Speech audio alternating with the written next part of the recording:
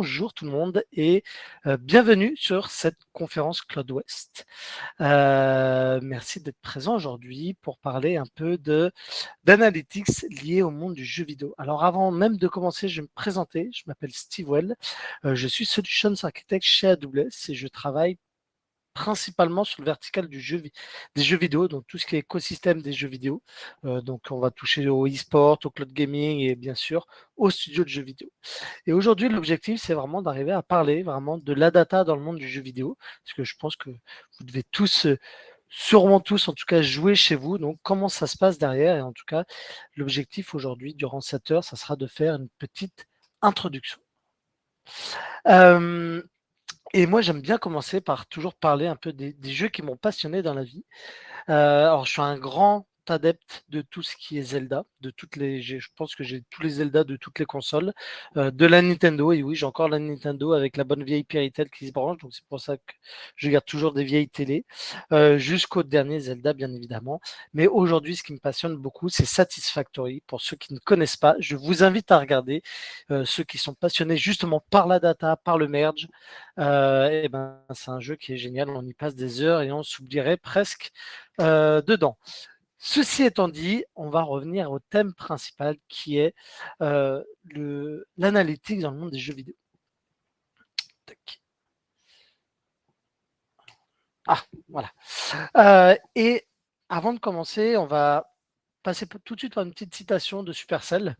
Et justement, ça va aussi rejoindre un peu ce que Romain et Jean-Marie disaient juste avant.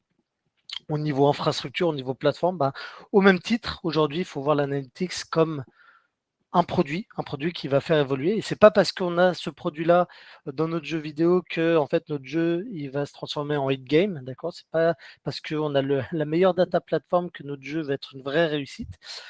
Tout studio doit bien évidemment avoir un focus particulier sur son gameplay, sur l'histoire derrière, sur le mode de jeu, s'ils font du matchmaking, s'ils font du turn-based ou autre. C'est vraiment le nerf de la guerre ici. Par contre, l'analytics va les aider à améliorer le jeu parce que aujourd'hui, d'autant plus, le jeu a un cycle de vie, il va évoluer dans le temps, il va avoir des patchs, il va avoir des mises à jour, d'accord. Il faut savoir que les business models ont changé dans le monde du jeu vidéo. Merci à Fortnite qui a lancé un peu l'avènement du freemium, mais on en reparlera. Et du coup, les jeux doivent évoluer, les jeux doivent pouvoir réagir aussi. Et pour ce faire, il va falloir prendre des décisions métiers qui vont se faire basées sur la donnée. Et c'est pour ça que on arrive vite fait à designer un peu un cercle vertueux dans le monde du jeu vidéo de pourquoi en fait il faut mettre de l'analytics, il faut se rendre compte. Alors je sais pas s'il y a beaucoup de personnes qui développent des jeux vidéo dans la salle ou qui font partie de studios même. Mais il faut savoir qu'un studio, généralement, c'est des petites startups. Alors, je parle pas des gros studios, des triple A type Ubisoft ou autres, hein, mais je parle plutôt des petits studios. Voilà, c'est une à deux personnes au début qui vont essayer de faire des levées de fonds, qui vont avoir un focus particulier parce qu'ils ont eu une idée, ils ont eu une pensée, ils ont eu une idée de jeu, ils vont la développer jusqu'au bout. Donc vous doutez bien aujourd'hui que rajouter de la data derrière, en fait, c'est pas la priorité. Aujourd'hui, leur objectif premier, c'est de sortir le jeu, mais euh, de fermer la porte à la data, en fait, ça va derrière, en fait, leur mettre des épines dans le pied et leur empêcher d'avancer. Donc c'est pour ça qu'on va essayer de créer un cercle vertueux et on va toujours partir de l'expérience des joueurs, donc de nous au final. Donc si on arrive à améliorer l'expérience, on aura de plus en plus de joueurs parce que on aura créé de plus en plus de satisfaction au niveau des joueurs. Donc on va avoir des joueurs qui vont rejoindre. Donc dans le monde du jeu vidéo, on va ici parler un peu de deux thématiques. Alors, thématique assez connue aussi dans le marketing, c'est tout ce qui est acquisition. On va aussi avoir la partie rétention, donc c'est le nombre de joueurs qu'on va arriver à capter. Alors, outre les campagnes marketing, mais qu'on va arriver à capter, c'est-à-dire qu'ils vont tout simplement télécharger le jeu, que ce soit sur mobile, que ce soit sur votre console parce que vous avez un compte Game Pass ou autre, ou alors que tout simplement vous achetez le jeu. Tout ça, c'est l'acquisition.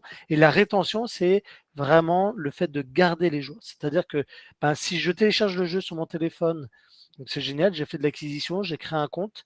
Par contre, si la personne joue 20 ou 30 secondes au jeu et le désinstalle juste après, et là, en termes de rétention, on est à zéro.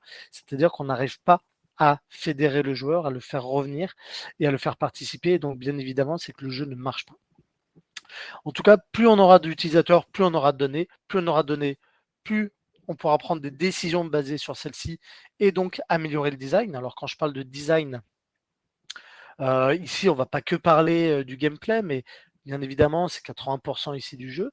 20% va aussi être tout simplement le design des menus, des actions, tout ce qui est key binding, c'est-à-dire les touches du clavier, est-ce que je vais pouvoir les, les lier et faire des actions spécifiques? Est-ce que c'est pas trop complexe? Est-ce que ça va pas trop complexifier le jeu, etc. Et donc, on va vraiment essayer de créer ce cercle vertueux pour rendre notre jeu le mieux possible. Et donc, comme je disais, l'avènement du free-to-play. Alors, free-to-play, moi, j'ai vraiment vu ça, c'était lors de l'arrivée de Fortnite avec, bien évidemment, le jeu d'Epic Games qui a fait fureur. Mais avant ça aussi, côté mobile, on commençait à avoir un peu cette première bascule avec justement des jeux de Rovio, donc qui sont, je pense que vous connaissez tous Angry Birds.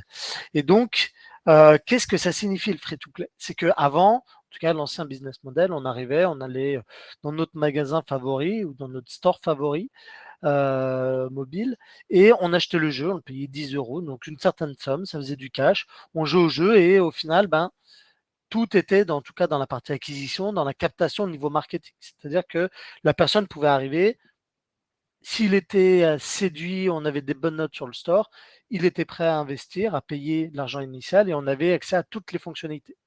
Là, aujourd'hui, on a changé, c'est que c'est du free-to-play, c'est-à-dire qu'on va pouvoir télécharger le jeu gratuitement.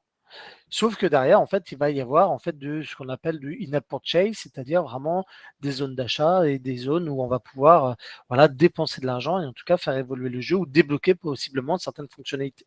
Donc aujourd'hui, je pense que le marché du free-to-play est en pleine effervescence. Je pense que même les plus de 80% des jeux aujourd'hui sont dans ce mode-là. J'avais les dernières données, mais je les ai plus en tête. Et donc, qu'est-ce que ça veut dire? C'est que, imaginez-vous un jeu vidéo, par exemple, je ne sais pas si certains jouent à Counter-Strike, des jeux comme ça qui font du matchmaking, c'est-à-dire qu'il va y avoir de l'infrastructure derrière, d'accord, même que ce soit outre en plus de la donnée, il va y avoir des serveurs qui ont hébergé les sessions de match, des personnes qui vont se connecter, donc c'est des ressources qui vont être consommées. Les ressources, vous le savez bien, on n'est pas dans le monde des bisounours, la ressource coûte de l'argent et donc à un moment donné doivent être payées. Si derrière en fait euh, la captation d'argent n'est pas étudiée, n'est pas améliorée, et tout de suite on aura des problèmes, c'est-à-dire que on va générer plus de facturation que de crédit et donc vous doutez bien que le studio ne pourra pas vivre très longtemps sur ça. Donc capter la donnée sera un point vital ici pour faire évoluer notre jeu et l'améliorer.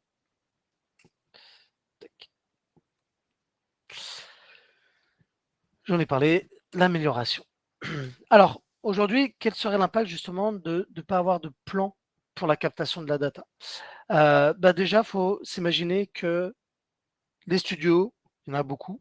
Beaucoup de studios se créent tous les jours. De nombreux studios ont les mêmes idées. Moi-même, aujourd'hui, je parle avec 5 ou 6 studios qui vont en tout cas qui sont en cours de développement d'un jeu basé sur des jeux de cartes de type Magic. Bien évidemment, le gameplay, les scénarios sera différent, mais en plus de ce différenciant-là, aujourd'hui, il faut imaginer que le studio qui voudra tout de suite capter, en tout cas, l'expérience des utilisateurs, comment le jeu est joué, la partie acquisition, la partie rétention et autres, aura largement un avantage compétitif face aux autres studios qui, eux, ne le feront pas et qui, justement, du coup, ne pourront pas prendre de bonnes décisions. La partie attrition, j'en ai parlé. La stratégie analytique doit aussi faire partie des cycles de développement, tout simplement parce que acquisition rétention, c'est le nerf de la guerre pour les studios de jeux vidéo. Et tout simplement, quand on n'a pas de données, au final, les décisions, on les prend sur quoi? On les prend sur des suppositions, possiblement sur des petites communautés qui vont nous retourner, mais aujourd'hui, ça sera relativement restreint, c'est-à-dire que si on a un retour de 10 personnes, bien évidemment, ça ne sera pas le retour de plus d'une centaine, voire des milliers de personnes qui jouent au jeu, où on arrivera à capter de la donnée réelle et de voir comment ils interagissent avec l'expérience. De nombreux jeux aujourd'hui ont été lancés. c'est pas pour autant qu'ils ont été lancés avec de la data. Donc, faut pas s'en faire. On peut toujours rajouter en tout cas de l'analytique derrière. Mais c'est juste qu'on va dire, on va le prendre sous un autre axe. Là où on pouvait le construire from scratch, ici, il faudra se poser les bonnes questions. Parce que qui dit des mises à jour dit. Enfin, vous doutez bien qu'on va pas faire des mises à jour tous les jours sur les jeux de console ou mobile. Et donc, il faut bien réfléchir à ça. Et ici, on revient un peu au nerf de la guerre qui est le use case, le use case, le use case. C'est-à-dire, avant même de penser à data platform et à capter toutes les données du monde, il faut partir d'abord du use case. Qu'est-ce qu'on veut? Qu'est-ce qu'on veut pouvoir analyser? Qu'est-ce qu'on veut vouloir comprendre? Et uniquement quand on arrive à comprendre ça, on arrivera à pouvoir construire la data platform qui va bien pour capter ces données. Donc, une fois qu'on a compris le use case, on va pouvoir ensuite identifier les différentes datasets et data sources. Ici, il faut bien comprendre que les datasets et data sources ne sont pas que uniquement liés à votre jeu. Il peut y avoir aussi des données externes.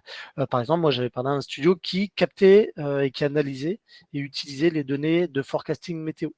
Tout simplement pourquoi? Parce qu'il lançait des campagnes marketing. Donc, je ne sais pas si vous jouez à certains jeux où on peut acheter des coffrets spéciaux avec des items, des cartes ou autres pour accélérer un peu son jeu. Il lançait des campagnes marketing parce qu'ils avaient observé que pendant des périodes de pluie, tout simplement, les personnes jouaient un peu plus aux jeux vidéo parce que tout simplement, ils restaient chez eux ou alors en tout cas, ils ne sortaient pas, ils n'allaient pas au restaurant.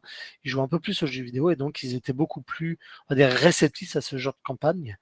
À ce genre de campagne pour pouvoir du coup investir. C'est pareil, le studio, c'est pas le monde des business, ils sont là aussi pour arriver à générer, engranger de l'argent et donc générer aussi euh, du crédit par ce biais. Et une fois qu'on a use case, qu'on a les sources, on va pouvoir construire une architecture et vous verrez que là, peu importe les différents éléments de cette architecture, il y a énormément de composants disponibles qui vont vous permettre de capter la donnée, de l'analyser et de la consommer. Qu'est-ce qu'on va mesurer dans le jeu? Bien évidemment, tout ce qui est au niveau client, que ce soit Analytics, donc je parlais de l'user experience, c'est tout simplement les interactions qui vont se passer au niveau du game client. Donc game client, ici j'entends tout ce qui est, par exemple, votre device, votre téléphone, votre console ou votre browser web. On arrive aussi beaucoup à jouer sur le web, c'est vrai. On va avoir énormément de tout ce qui est social et community. Ici, il faut voir que tout ce qui est toxicité est un sujet majeur dans le monde du jeu vidéo.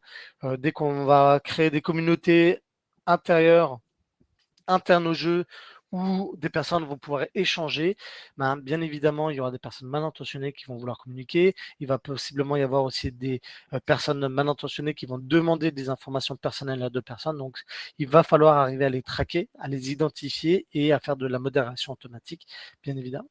Et enfin, la partie la plus importante, la partie gameplay. Comment est-ce que mon joueur joue à mon jeu vidéo? Est-ce qu'il utilise toutes les clés, toutes les commandes que je lui ai mis à disposition? Est-ce que peut-être c'est trop complexe? Est-ce que c'est pas assez complexe?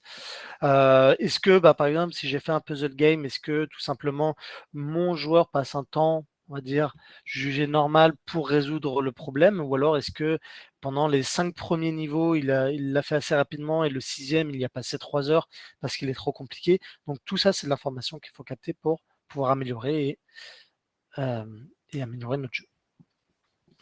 Et après, on va parler aussi du live ops. Faut pas oublier, nos opérationnels aussi ont leur place tout simplement. C'est que aujourd'hui dans les jeux vidéo, il y a énormément de personnes qui vont gérer tout ce qui est couche opérationnelle parce que derrière vos jeux, derrière du Fortnite, derrière Counter-Strike, il y a des serveurs qui tournent. Donc, qui dit serveurs qui tournent, il va falloir arriver à les gérer, les optimiser, faire de la scalabilité, bien évidemment. C'est que vous doutez bien qu'il n'y a pas 1 million de joueurs de Counter-Strike qui vont jouer 24/7 durant la journée. Il y aura des pics, il y aura des baisses, et donc il faut arriver à gérer ça pour bien évidemment aussi optimiser les coûts et garantir la meilleure qualité de service. Parce que tout simplement, on n'a pas envie d'attendre pendant 3 heures dans le lobby, donc c'est-à-dire je fais mon start matchmaking. Si je commence à attendre 3 heures le temps d'avoir mon match, bien évidemment le joueur va se déconnecter au bout de 20 secondes et ça va le saouler, il ira sur un autre jeu. Donc il faut aussi arriver à monitorer ça. Et ici, la petite information assez importante, c'est qu'il faut savoir que le monde du jeu de console et le monde du jeu mobile est complètement différent. Dans les jeux de console, on va dire, on lance un jeu, si on attend 1 à 2 minutes, le temps qu'il y ait les différentes euh, cinématiques d'introduction, de présentation du studio, ça ne nous gêne pas. Aujourd'hui, un jeu mobile, on, on évalue à 90 secondes le temps de démarrage. Si au-delà de 90 secondes, en fait, le jeu n'a pas démarré, tout simplement, le joueur va quitter le jeu parce qu'il ne voudra pas attendre, il va aller sur un autre jeu et va possiblement désinstaller le jeu. Donc aujourd'hui, si dans les 90 secondes, vous n'avez pas séduit un joueur pour lui dire ben, reste et joue, eh ben, vous aurez possiblement perdu ce jeu. Donc vous comprenez qu'aujourd'hui, les métriques et la data a vraiment sa place. Et bien évidemment, après, quand on parle de LiveOps, on va parler de tout ce qui est performance réseau, latence et les logs et les bugs qui sont aussi une place importante. Ici, quand on parle de latence, c'est pareil. Un jeu, quand on le sort, on ne va pas le sortir par région, par régionalité. Généralement, quand on le met sur l'Apple Store, ben, le monde entier va pouvoir l'utiliser. Donc, une personne qui est aux États-Unis et une personne qui est en Australie, si à un moment donné, ils se connectent sur la même région, c'est-à-dire qu'ils vont effectuer le même nombre de kilomètres pour rejoindre l'Europe, parce que quand j'ai voulu déployer mon jeu, je l'ai déployé sur la région de Paris ou sur la région européenne, et ben, vous doutez bien que l'expérience pour le joueur sera dégradée. Donc, il va falloir aussi adapter l'architecture pour pouvoir faire du multi-région et donc garantir les meilleures performances. Et tout ça en optimisant les coûts, bien évidemment. Donc, vous comprenez aujourd'hui le litige et les contraintes qu'un studio aujourd'hui peut vivre lors du lancement de son jeu. En termes de use case, eh ben derrière, c'est tout simplement faire des jeux qui seront plus engageants, la rétention, tout ce qui est acquisition, la détection de fraude. Je parlais de tout ce qui était social avec la toxicité, les cheaters, c'est pareil, c'est des use cases qu'on trouve énormément dans la data, la monétisation. Et à un moment donné, on parlait de marketing, savoir en fait quelle campagne marketing, comment je vais pousser tel item, comment je vais peut-être, je ne sais pas si vous jouez souvent, par exemple, à des SimCity ou autres sur votre téléphone, et ben dès que tu joues, au bout de 10 minutes, peut-être que tu peux recevoir une offre dédiée à toi qui va te vendre un coffre avec je ne sais pas combien d'items ou des cartes spécifiques qui vont te permettre d'optimiser, mais qui seront à un prix réduit, qui vont vraiment, en tout cas, pour toi, te sensibiliser. Les sources de données, tout ce qui est game client, donc j'en parlais, tout ce qui est PC, mobile, web, console. Game server et backend services, il faut savoir que un game server, c'est principalement quand on fait du matchmaking. Matchmaking égale à, par exemple, j'ai deux équipes qui vont s'affronter. Vous doutez bien qu'en fait, ces deux équipes, on va plus faire du networking à la peer-to-peer, donc c'est ce qu'on faisait avant en fait dans le monde du jeu vidéo, c'est-à-dire que chaque PC de joueur broadcastait ces informations sur l'ensemble des ordinateurs et en fait tous les PC faisaient ça. Donc toutes les informations étaient échangées avec tout le monde. Aujourd'hui, afin de garantir tout ce qui est performance, latence et autres, et ben en fait on a un serveur central qui va héberger les sessions de jeu. Et donc en fait tous les PC vont se connecter à ce serveur de jeu et échanger les informations dessus. Ce qui va nous permettre d'ailleurs de faire beaucoup de tout ce qui est anti-fraude, anti-cheat directement sur le serveur. Donc ça, c'est une source d'information à la partie backend services. Donc c'est tous les services qui sont à côté du jeu vidéo. Donc la gestion de votre profil utilisateur, la gestion de votre inventaire, de votre paiement, de tout ce qui est social, la gestion des amis, votre tout ce qui est achievement et leaderboard, c'est-à-dire si vous avez, je ne sais pas, débloqué certains succès ou si vous avez, vous êtes en cours de championnat. Donc toutes ces informations-là sont stockées sur la partie backend. Et ici, il faut voir le côté backend comme n'importe quelle application moderne, c'est-à-dire des microservices qui vont pouvoir en tout cas stocker de l'information et les échanger. Donc aussi une grande source d'information. Maintenant, quand on parle un peu du cycle de vie de la donnée, faut savoir qu'aujourd'hui, la donnée, il n'y a pas qu'une donnée qu'on va capter, il y a différentes façons de la capter. Et ici, on va plutôt parler un peu de deux modes de captation. On va parler de real-time dans un premier côté et de batch dans un deuxième. Donc le real-time, comme son nom l'indique, alors déjà on va dire du near real-time, parce que rien n'est real-time, parce qu'il y a toujours de la synchrone derrière. Mais ici, c'est que je veux capter la donnée, je veux pouvoir réagir immédiatement à cette donnée-là. C'est-à-dire que je capte la donnée et je vais automatiser la détection, la captation de métriques et l'alarming, la notification pour déclencher des actions. Ici, c'est par exemple, on voit très bien ça dans tout ce qui est CI/CD et DevOps, c'est-à-dire j'ai déployé peut-être un patch ou une DLC sur mon jeu vidéo. J'observe que tout simplement, j'ai des bugs, j'ai des exceptions sur certaines plateformes. Par exemple, je vois que sur PlayStation 5, ben, j'ai un peu plus d'exceptions que sur les autres consoles. Ben, je peux, pourquoi pas, déclencher immédiatement un rollback. C'est-à-dire que ben, j'étais en cours de déploiement de mon DLC, ben, je vais pouvoir rollback. Ou alors, je vais pouvoir, en tout cas, pouvoir peut-être via du feature tag, pouvoir désactiver certaines fonctionnalités si je le peux. Donc ça, on est vraiment dans la partie réactivité, prédiction. On retrouve aussi énormément ça dans tout ce qui est industriel, hein, bien évidemment, où on veut capter de la donnée de nos industries avec les automates, où on va être directement au sein de l'automate pour pouvoir prédire, ben, tiens, j'ai une panne, j'ai une vibration moteur, et en fait, je veux même pas remonter ça, les données sur le cloud et les traiter, je veux les faire immédiatement et pouvoir réagir immédiatement. Donc là, on est de l'ordre de la seconde. Et ensuite, quand on va commencer à passer de l'ordre de la minute, de l'historisation, en tout cas plutôt de l'heure, jour, mois, on va aller sur du batch, c'est-à-dire que là, on va plus traiter la donnée en temps réel. On va commencer à la stocker, on va commencer à pouvoir la processer, l'analyser, la corréler, l'enrichir. Tout à l'heure, je parlais de forecasting météo. Ben, oui, par exemple, ça, c'est une forme d'enrichissement où on va pouvoir rajouter des sources de données extérieures qui vont nous permettre de pouvoir valoriser cette donnée-là. Bien évidemment, en tout cas, les actions qu'on va prendre derrière seront différentes. Ici, il faut bien voir ça en termes de consommation, si on est sur du reporting, c'est-à-dire je veux savoir par exemple quel est l'item le plus acheté à la fin du mois selon les différentes plateformes de jeux où je suis compatible. Donc là, j'ai pas besoin de le savoir en temps réel. Ça, hein, à la fin du mois, justement, ça me donne l'information pour possiblement adapter ma stratégie commerciale et ma stratégie marketing. Quand on parle de temps réel, on a une source de données, bien évidemment. Et ici, on ne va pas donc parler de stockage, on va parler vraiment de tout ça dans un flux de données. Moi, j'aime bien représenter ça dans un tuyau d'eau. Donc, je mets de l'eau dans mon tuyau d'eau, c'est ma donnée. Et après, je vais commencer à faire un peu comme des Lego, à mettre des embouts, à mettre des pistolets ou tout ce que je veux à la fin pour pouvoir en tout cas analyser, en tout cas utiliser cette eau. Donc, au même titre, là, on est sur de la donnée. On va commencer à mettre des fourchettes, par exemple, pour séparer. Peut-être qu'il y a de la donnée que je vais vouloir stocker quelque part, d'autres que je vais analyser, que je vais, en tout cas, pour automatiser ce process-là. On parle aussi de stockage, de rétention plutôt ici dans notre stream, c'est-à-dire que ben, la donnée, elle va pas juste vivoter pendant une seconde et être consommée et disparaître. C'est pas l'objectif. C'est qu'on va avoir de la rétention justement pour pouvoir réutiliser. On parle généralement de plusieurs producteurs de données, de plusieurs consommateurs qui vont pouvoir consommer cette donnée. À la différence du batch, où là, on va avoir une phase d'ingestion, une phase de stockage, et ensuite, comme on aime tous, la phase de traitement de nos données. Donc, vous savez, comme pareil, ici, moi, j'aime bien faire des images. On va parler d'un diamant brut, le diamant brut qu'on va commencer à peaufiner, à nettoyer, et ainsi de suite, jusqu'à avoir le beau diamant sur notre belle bague. Donc là, c'est ce qu'on appelle la partie gold. Et donc, c'est des données qui est consommable par notre métier, et donc qui va pouvoir être utilisée. Donc, bien évidemment, avant d'avoir du diamant brut jusqu'à la donnée gold, il va y avoir un process, il va y avoir un workflow qui va permettre de cleaner, de préparer, de cataloguer cette donnée-là pour pouvoir la rendre disponible.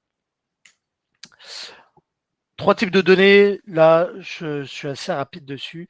Donc on est sur de la donnée structurée, table relationnelle, donc on imagine, je pense que tout le monde connaît les bases de données relationnelles. J'ai de la donnée avec une structure one-to-many, many-to-many et autres. J'ai des lignes de ces données, j'arrive à les capter, je connais déjà en fait, mon catalogue est assez facile à faire. Semi-structuré, JSON, CSV, XML, on est sur de la donnée semi-structurée, on est plutôt ici sur de clés-valeurs. Et enfin, de la donnée non structurée. Bien évidemment, dans le jeu vidéo, il y a énormément de données non structurées. Par exemple, tout simplement, alors, ça c'est une entreprise qui s'appelle Powder, qui capte, et donc c'est la nouvelle caméra du métaverse, où en fait leur objectif est de capter, de détecter tout ce qui est highlight dans énormément de jeux vidéo. Et donc je vous invite en fait à regarder ce qu'ils font, c'est vraiment impressionnant. D'ailleurs, il y a eu un talk qui a été fait lors du Summit AWS 2022 où ils expliquaient comment ils faisaient la partie ML, où en fait ils vont capter des flux, ils vont capter par exemple des vidéos Twitch, ils vont capter des flux audio aussi, ils vont par la voix ou par tout simplement du streaming de jeux, détecter les highlights, c'est-à-dire, bah, tiens, la personne a gagné, la personne a fait une super combinaison de touches, la personne a fait 3 headshots d'affilée, etc. Donc, ils vont capter ça et te permettre de générer automatiquement tes vidéos pour les streamer plus tard. Donc, voilà, énormément de données non structurées qui ont aussi leur place aujourd'hui dans ce domaine. Maintenant, si on regarde un pipeline analytique, donc sur un use case assez spécifique, et je suis désolé, je vais toujours prendre un peu mon Counter-Strike, j'adore Counter-Strike. Et ben, qu'est-ce qui va se passer? Donc, je vais avoir mes game clients, d'accord, qui vont mettre ma donnée. Donc, sur Counter-Strike, on peut très bien imaginer que la partie matchmaking va être énormément de données. C'est-à-dire que ben, je veux savoir en fait comment mes joueurs vont jouer et vont interagir sur la carte qu'ils ont choisie. Mon pipeline, il va toujours avoir 3 piliers, d'accord? Et à un moment donné, il faudra faire un choix, toujours le même dilemme, c'est-à-dire que on va pas pouvoir cumuler tout ce qui est la meilleure latence, le meilleur débit et avoir des coûts optimisés. C'est-à-dire que si à un moment donné, je veux capter toutes les données de la Terre entière, donc avoir une nécessité d'avoir un gros débit de données en termes de captation, ben, vous vous doutez bien que ben, ça va générer des coûts et donc je ne serai pas optimisé au niveau coût. Au même titre pour la latence, si je veux avoir la plus faible latence, c'est-à-dire que possiblement je vais déployer mon jeu dans toutes les régions, etc., ça va aussi augmenter le coût et donc je ne pourrai pas faire ce choix. Donc il faudra toujours arriver à jongler entre ces trois piliers-là. Mais une fois qu'en tout cas on arrivera à décider toujours ben, à partir du use case que ça va pouvoir me générer et comment je vais capter ça, arriver à, en tout cas à faire la bonne architecture selon ces piliers sera un jeu d'enfant. Donc j'ai mes données qui sont émises, je les ingeste, je les stocke. Par exemple ici, je vais stocker les données des où est-ce que mes joueurs sont morts sur la carte. Donc là, on voit un peu sur la fin une heatmap qu'on a générée. Donc, où est-ce que mes joueurs sont morts sur la carte? Parce que tout simplement, moi, en tant que game développeur, j'ai décidé de créer une nouvelle carte pour faire du matchmaking sur Counter-Strike. Donc, je capte cette donnée-là, je la stocke. Bien évidemment, ici, j'aurais pas besoin de temps réel parce que ben, j'ai pas forcément besoin de, à l'instant T, de savoir où est-ce que mon joueur est mort parce que ça va pas m'apporter de la valeur. Par contre, savoir au bout d'une semaine ou un mois comment ma carte a été utilisée et quelles sont possiblement les zones de frustration de mes joueurs, ça aura de la valeur au niveau de mon métier. Je le processe, je l'analyse et je la consomme. La partie consommation, donc bien évidemment, on a la visualisation. Après, on pourra aussi, pourquoi pas, parler de machine learning. Mais la consommation ici, donc, comme je l'ai dit, c'est une heatmap. Donc, on voit que les personnes sont principalement mortes au centre de la carte. Donc, jusque-là, tout va bien. C'est-à-dire que ben, mes deux équipes vont bien s'affronter au centre de la carte. Par contre, on voit en bas à gauche, ici, que j'ai une petite zone où je vois des joueurs qui sont morts assez souvent, avec du jaune assez vif. Alors, je ne sais pas si on voit avec le partage d'écran. Où en fait on voit. Donc ça possiblement c'est moi qui ai mis une plateforme où j'ai mis un item spécial et en fait ben, les joueurs possiblement en sautant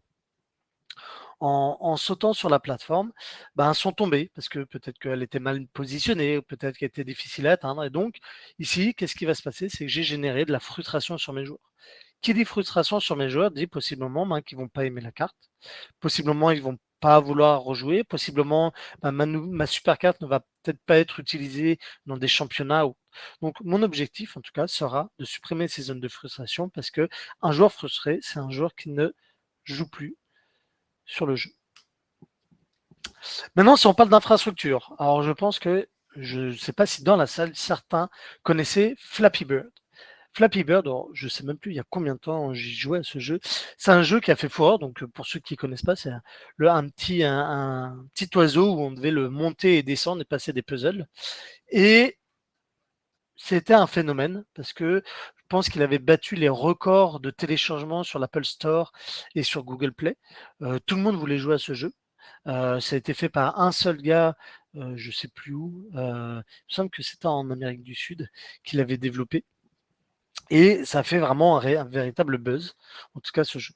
Donc jamais personne, en tout cas, n'est à l'abri que demain, je sors mon jeu et que immédiatement après, j'ai 1 million de joueurs qui arrivent et qui commencent à jouer.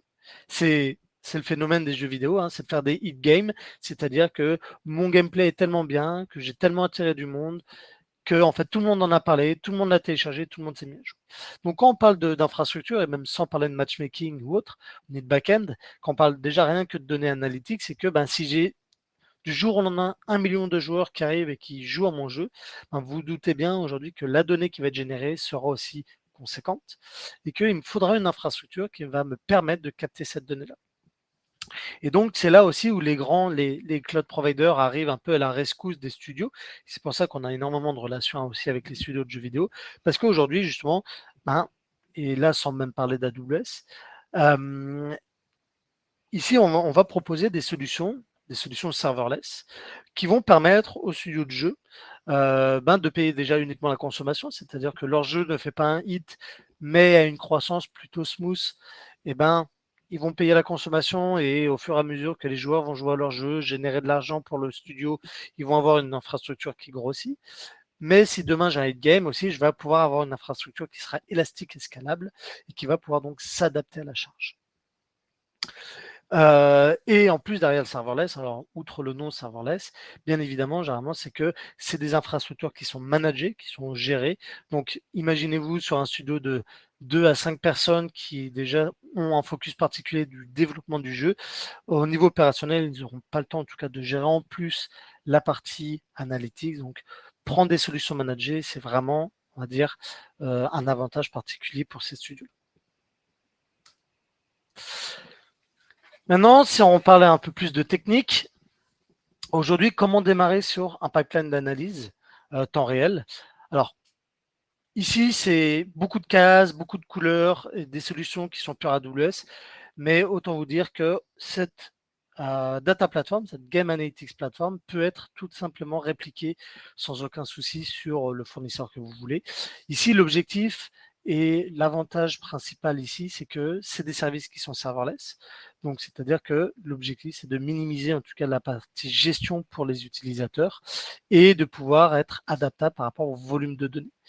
Donc Kinesis, des Kinesis Analytics Firehose, en fait, ici, l'objectif, c'est de capter sur un flux de données les données, de capter sur un flux de données et ensuite de faire la petite fourchette, comme je vous disais, c'est-à-dire avoir un côté qui va me permettre de faire du real-time et un autre côté qui va me permettre de faire du batch, c'est-à-dire de prendre cette donnée-là et de la stocker sur un espace de stockage pour ensuite la processer et la visualiser.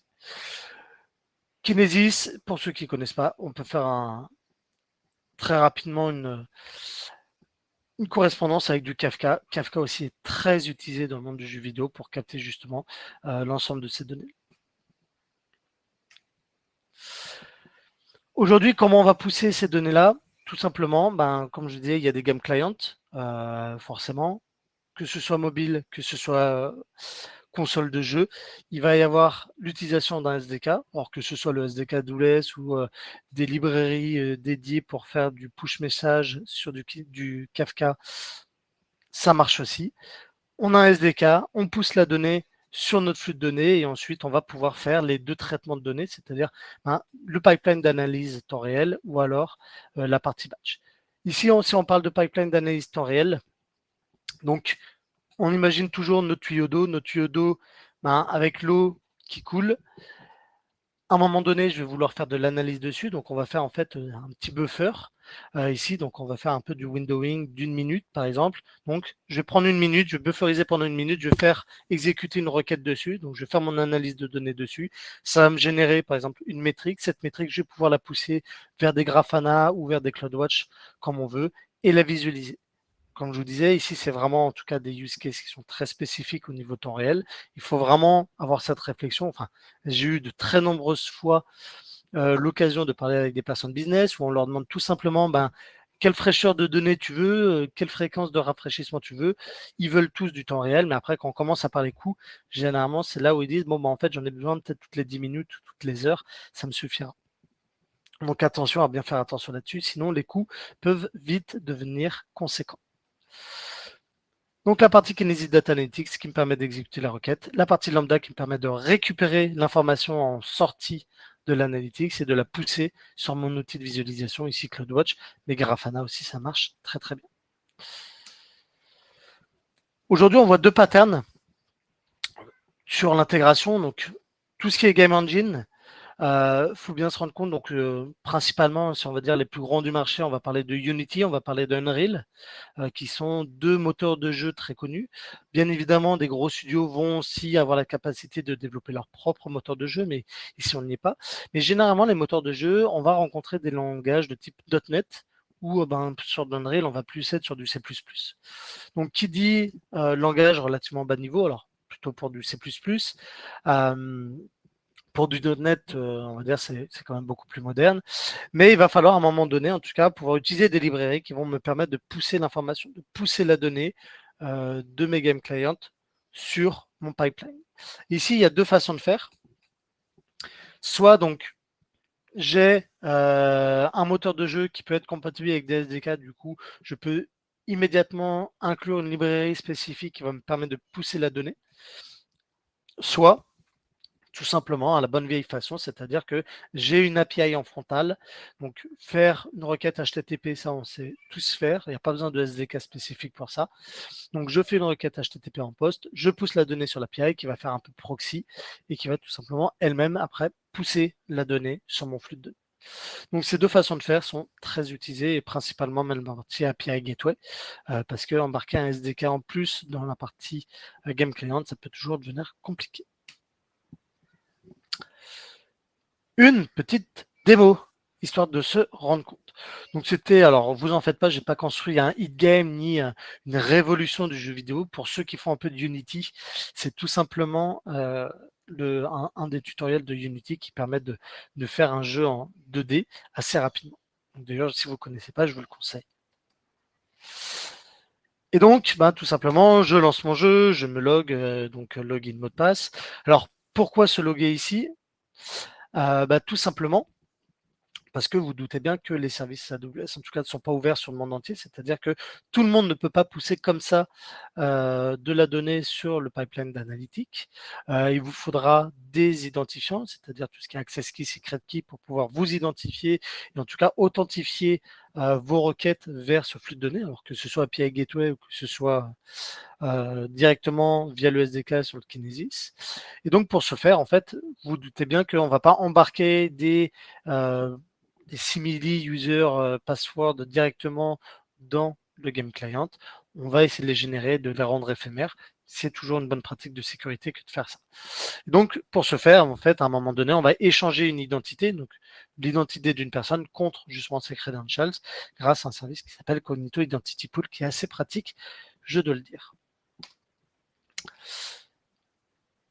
Donc je me log et en fait tout simplement je vais commencer à jouer. Donc là on imagine le joueur qui va jouer et ici les informations que je vais vouloir capter, c'est tout simplement je capte toutes les informations. Le fait que je récupère un item, le fait que je meurs ici, le fait que j'ai tué un ennemi. Donc ça c'est de l'information du gameplay qui va me dire ok comment aujourd'hui mon joueur tout simplement va jouer à mon jeu, va nombre de fois qu'il va sauter, le temps par exemple qu'il va mettre pour réussir le niveau. J'ai pu envoyer un événement qui va me dire qu'il a démarré le niveau 1 et un autre événement qui va me permettre de dire quand est-ce qu'il a fini le niveau. Donc si on regarde un peu au détail, bien évidemment, ici on est sur du JSON. Donc le corps de mon événement, tout simplement, j'ai un événement, j'ai un peu les métadatas de mon événement, c'est-à-dire le type d'événement qui est envoyé. Ici, par exemple, on voit que c'est des événements qui sont liés à la mort d'un ennemi. Le timestamp pour savoir à peu près quand est-ce que ça a été réalisé. Bon, vous doutez bien, tout ce qui est app version et tout ce qui est aussi application ID, c'est-à-dire que quitte à construire une data platform, j'aimerais bien la construire pour plusieurs jeux. Hein. Un studio n'a pas vocation qu'à développer qu'un seul jeu dans toute sa vie. Et enfin, la partie event data. Donc ici, c'est les données justement propres à l'événement. Donc bon, sur la partie player death, enfin non, enemy death, pardon, j'ai pas forcément de données à rajouter en plus, à part le fait que sur la plateforme, là, pour savoir à peu près quelle plateforme a généré cet événement. Donc ici, c'est mon Unity Editor.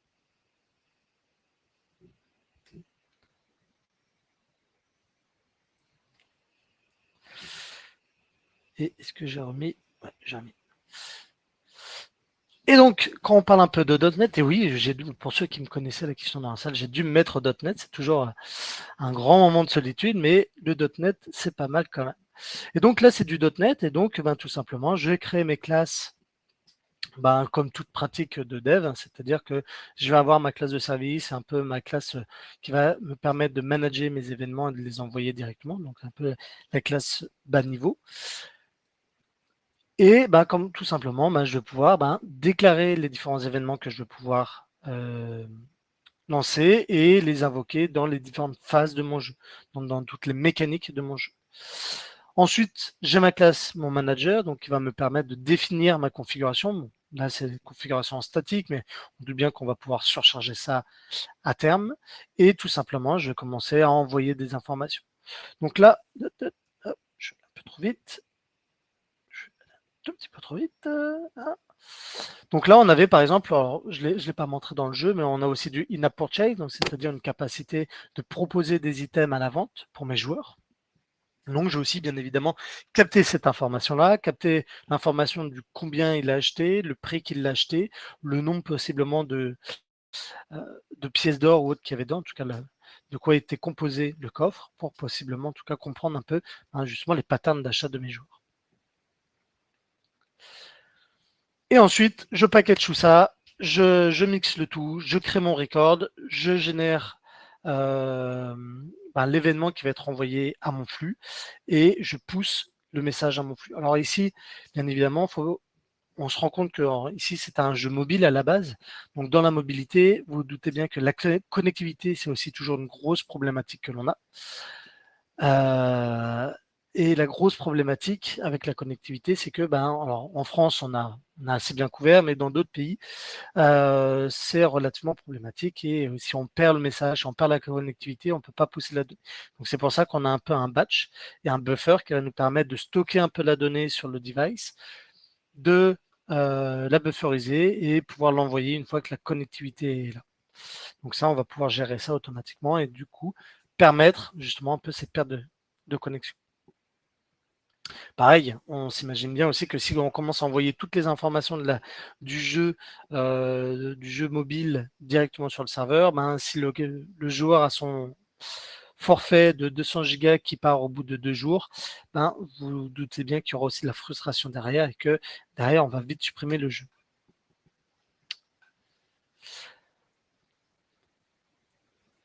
Si on veut voir un peu la partie visualisation, donc là on est sur ma visualisation LiveOps, donc c'est-à-dire on est sur la partie visualisation de mon pipeline real-time. Donc on outre donc des données purement opérationnelles pour savoir le nombre d'événements qui sont processés, les durées en fait de mes lambda, c'est-à-dire de mes petites unités de compute qui vont me permettre de faire de l'analyse, qui vont me permettre de faire de la transformation de ma donnée et autres. J'ai de l'information et donc c'est-à-dire que je peux aussi détecter ce qui se passe pas bien. Ce qui va m'intéresser après, c'est aussi toute la partie LiveOps pour tout ce qui est gameplay ou pourquoi pas marketing par exemple. J'ai décidé de sortir un patch. J'ai sorti une mise à jour sur mon store, donc tout simplement l'endroit où le joueur va pouvoir acheter ses différents items. Donc j'effectue la mise à jour à 6 heures et on voit qu'en fait, mon flux d'achat a chuté. C'est-à-dire que je suis passé de 963 en termes d'items achetés jusqu'à 158. Derrière, voilà. Ici, possiblement, tout est ouvert, c'est-à-dire d'un point de vue technique, algorithmique, possiblement, j'ai pas de bug, mes tests sont passés, mes tests fonctionnels sont passés. Mais à un moment donné, je vois que j'ai une baisse dans mon in-app purchase, donc possiblement il y a une erreur qui est introduite. D'accord? Donc ça, c'est vraiment une sonde fonctionnelle qui aurait été mise pour arriver à détecter justement ce genre de problématique. Et surtout, pourquoi je le fais en real time, c'est parce que je veux pouvoir réagir automatiquement suite à ma mise à jour, possiblement faire un rollback sur ma mise à jour si je peux. Et ainsi, ne pas impacter trop le business de mon jeu vidéo. Pareil, la gameplay, j'ai sorti une mise à jour, j'ai vu une chute, possiblement, j'ai sorti un nouveau level, je vois que j'ai une grosse chute sur le nombre d'ennemis tués et autres, possiblement mon level est trop compliqué, etc. Je vais pouvoir réagir, je vais pouvoir analyser cette donnée. Et si on continue, on retourne sur la partie live. Si on va voir un peu maintenant du côté Real-Time Analytics, comment ça se présente? J'avance un peu. Oui, je fais plus de démo live. Du coup, à chaque fois que j'ai des pannes de connectivité, la dernière fois, c'était mon fils qui avait débranché Internet, ce qui est assez gênant quand on fait une conférence. Quand on parle de real-time analytics, tout simplement, on est sur vraiment de l'exécution de requêtes SQL directement sur mon flux de données. Donc, rappelez-vous ce que je vous disais. On est sur des steps ici, donc la partie window, avec des intervalles que j'ai décidé d'une minute, c'est-à-dire que j'aurai un taux de rafraîchissement d'une minute au niveau de mes métriques. Donc, je bufferise pendant une minute l'intégralité de mes données de tous mes jeux, de toutes mes game plateformes. J'exécute mes différentes requêtes, parce qu'au final, j'ai plusieurs requêtes ici. J'exécute mes différentes requêtes Et ben, celles-ci vont me générer une métrique. Et c'est cette métrique-là que je vais pouvoir capter, que je vais pouvoir pousser sur mon outil de visualisation. On a vu tout à l'heure CloudWatch, mais si vous avez d'autres outils de visualisation, bien évidemment, ça marche très très bien. Et donc après, libre à moi au final de, tout simplement, de créer mes propres requêtes SQL pour capter les différentes informations qui m'intéressent selon la typologie d'événements que je retourne. Par exemple, ben voilà, là c'est le player death zone, c'est le nombre de joueurs qui sont morts dans mes trous, c'est-à-dire directement sur la plateforme et non par un ennemi. Mais ici, ce qui va principalement m'intéresser, c'est tout ce qui est in-app purchase, c'est-à-dire taux de consommation et d'achat au niveau du store de mon jeu. Et donc, ces informations-là envoient de pousser sur le stream, captées par la lambda et donc visualisées après. Et ensuite, quand on parle de batch, on va aller sur un autre typologie d'outils. Donc là, on n'est pas sur du rafraîchissement à la seconde ou à la minute. On est sur des outils de calcul qui vont le faire sur des plus longues périodes. Par exemple, je veux avoir la plateforme la plus populaire de mon jeu sur le dernier mois, sur la dernière semaine, pour possiblement, par exemple, adapter ma stratégie commerciale, ma stratégie marketing. Et comme vous savez, le budget marketing d'un studio de jeux vidéo est relativement conséquent.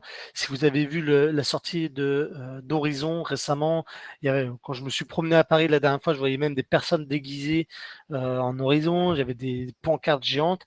Le budget marketing, croyez-moi, est monumental au sein d'un studio, que ce soit sur les différents stores, que ce soit sur Steam, que ce soit sur Google Play Store, sur Apple Store, avec où en fait à un moment donné, il faut payer pour être référencé, pour être, on va dire, dans le top 10 de suggestions. Donc voilà, c'est un énorme budget et voilà, c'est tout le jeu du marketing aujourd'hui d'arriver à jauger, à mettre l'effort aussi au bon endroit. Par exemple, ici, on voit que la plateforme iPhone marche très très bien. Donc ma campagne iPhone a très bien marché, mais possiblement la partie Steam a moins bien marché parce que peut-être voilà, mauvaise campagne, mauvais budget, mauvaise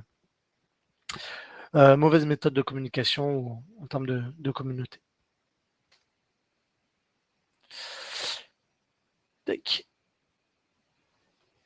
Et voilà, bon après, en termes de visualisation, on peut faire beaucoup de choses.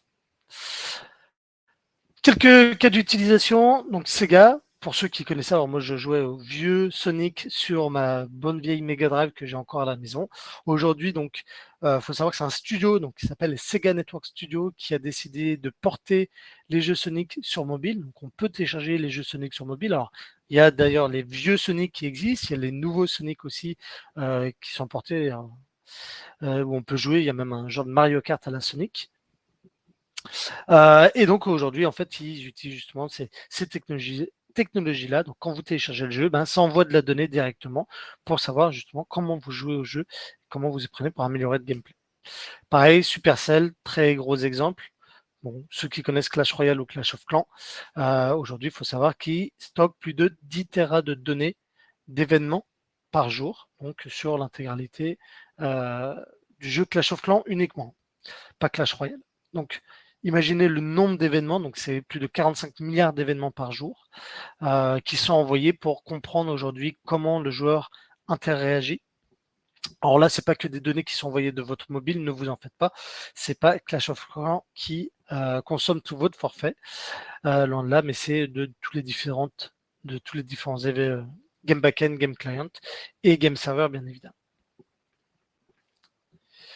Et si vous voulez en savoir plus, Fortnite aussi avait témoigné en 2018 lors du reInvent à Las Vegas, où justement c'était un des directeur technique d'Epic Games et de Fortnite qui justement parlait du pipeline analytics qu'ils avaient mis en place et de l'architecture qu'ils avaient mis en place et du nombre d'événements qu'ils arrivaient à capter. Il faut savoir que à l'époque, en tout cas, ils arrivaient à capter plus de 10 millions de joueurs simultanés sur Fortnite. Donc ça, c'est à l'époque en 2018. Aujourd'hui, je pense qu'on doit plus être autour de 100 millions de joueurs simultanés sur Fortnite quand il y a les grandes campagnes de sortie, de release de nouveaux stages. Les key takeaways, histoire de pas repartir les mains vides. Le business case, toujours partir ça. Je sais que quand on parle souvent côté tech, on aime bien toujours partir du technique, faire la plus belle plateforme, mais si on n'a pas de cas d'utilisation derrière, c'est juste des coûts qui vont être généraux au niveau infrastructure et Notre règle, c'est de toujours minimiser ses coûts d'infrastructure. Donc, toujours partir du business case. Une fois qu'on a le business case et qu'on sait comment la donnée va être consommée à la fin, que ce soit derrière sur du machine learning, que ce soit via l'équipe marketing, que ce soit via des équipes de vente ou autres, il n'y a pas de souci. Mais tant qu'on a un cas d'utilisation, on arrivera en tout cas à remonter, à trouver quelles données on doit capter, quelle donnée va servir, comment la capter, comment l'ingérer, s'il faut du temps réel, s'il ne faut pas de temps réel. Et à partir de là, tout pourra se dérouler correctement. Donc ça, c'est ce que j'ai dit. Le type de data qu'il faudra mesurer. Est-ce que c'est de la structurée, non structurée, semi-structurée? Et puis, voilà, quelques ressources pour ceux qui voudront. En tout cas, je sais que je partagerai mes slides à la fin. Alors, pour ceux, désolé, c'était pas un talk ultra tech. L'objectif, c'était plus de parler un peu de la data dans le monde du jeu vidéo et de voir en fait comment on peut arriver à instrumenter tout ça et à améliorer les jeux d'aujourd'hui.